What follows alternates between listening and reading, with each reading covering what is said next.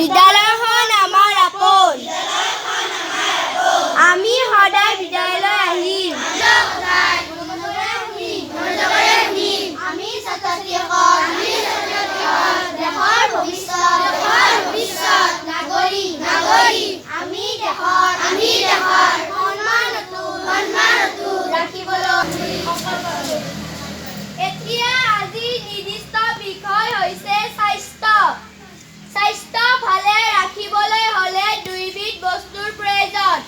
1 number সুষম vitamin, খনিজ দ্ৰব্য আৰু পানী।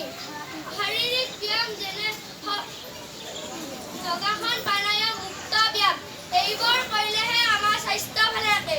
স্বাস্থ্য ভালে থাকিলে মন ভালে থাকে।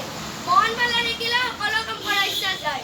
এতিয়া নেওতা 12 × 1 = 12, 12 × 5 = 60, 12 × 6 = 72, 12 × 7 = 120। এতিয়া তুই বৰ্তমান ভাৰতৰ প্ৰধানমন্ত্ৰী